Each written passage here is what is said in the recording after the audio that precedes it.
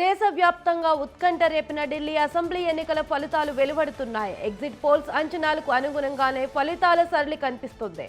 ఆమ్ ఆద్మీ పార్టీతో పోలిస్తే బీజేపీ ఆధిక్యంలో దూసుకెళ్తుంది. ఇప్పటి వరకు అందిన ట్రేడ్స్ చూస్తుంటే ఆధిక్యాలో బీజేపీ మ్యూజిక్ ఫిగర్ను దాటేసి అత్యధిక మెజార్టీలో కొనసాగుతుంది. ప్రస్తుతం కమలం పార్టీ 42 స్థానాల్లో ముందంజలో కొనసాగుతుంది. ఆప్ 27 స్థానాల్లో అత్యధికంలో ఉంది. ఇక కాంగ్రెస్ ఒక స్థానంలో మాత్రమే ముందంజలో కొనసాగుతుంది. మిగతా ఏ స్థానంలోనూ హస్తం పార్టీ ప్రభావం చూపలేకపోయింది.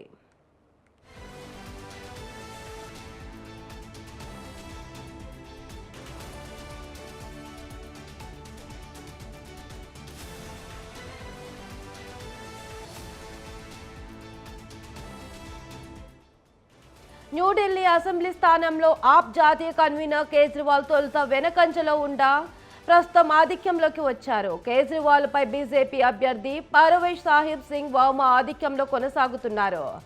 కాల్కాజీ స్థానంలో ఢిల్లీ సీఎం అతిషి వెనుకంజలో ఉన్నారు.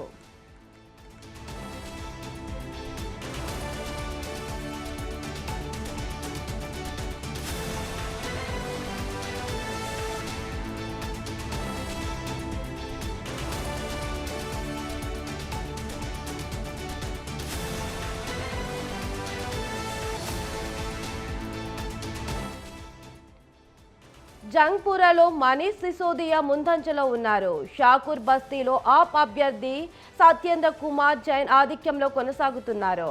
ఇక ఓక్లా స్థానంలో ఆప్ అభ్యర్థి అమానుతుల్లా ఖాన్ వెనుకంజ ఉన్నారు. గాంధీనగర్లో బీజేపీ అభ్యర్థి అరవిందర్ సింగ్ లవ్లీ ముందంజలో కొనసాగుతున్నారు.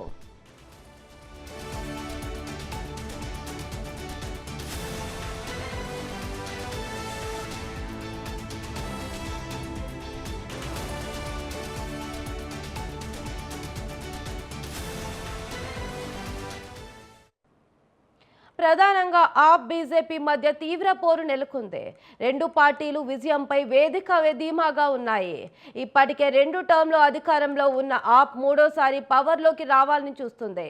27 ఏళ్ల తర్వాత దేశ రాజధానిలో అధికారం ఆప్ అభ్యర్థి సత్యేంద్ర కుమార్ జైన్ ఆధిక్యంలో కొనసాగుతున్నారు. ఇక ఒక్ల స్థానంలో ఆప్ అభ్యర్థి అమానుతుల్లా ఖాన్ వెనుకంజ ఉన్నారు. గాంధీనగర్లో బీజేపీ అభ్యర్థి అరవిందర్ సింగ్ లవ్లీ ముందంజలో కొనసాగుతున్నారు.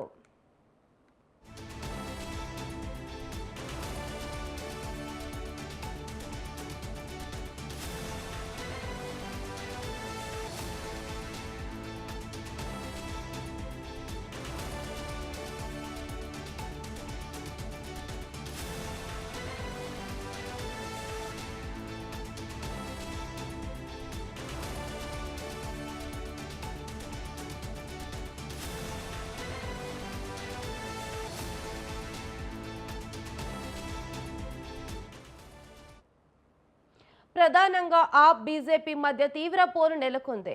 రెండు పార్టీలు విజయంపై వేటికవే ధీమాగా ఉన్నాయి. ఇప్పటికే 2 టర్మ్లు అధికారంలో ఉన్న ఆప్ మూడోసారి పవర్లోకి రావాలని చూస్తుంది. 27 ఏళ్ల తర్వాత దేశ రాజధానిలో అధికారం చేజిక్కించుకోవాలని బీజేపీ భావిస్తుంది. గత 2 పర్యాయాలు ఒక్క సీటు సంపాదించలేకపోయినా కాంగ్రెస్ ఈసారి ఖాతా తెరవాలని ఆశిస్తోంది. 2020లో జరిగిన ఎన్నికల్లో ఆప్ 62 స్థానాల్లో బీజేపీ 8 చోట్ల విజయం సాధించాయి. కాంగ్రెస్ ఒక్క స్థానాన్ని గెలుచుకోలేకపోయింది.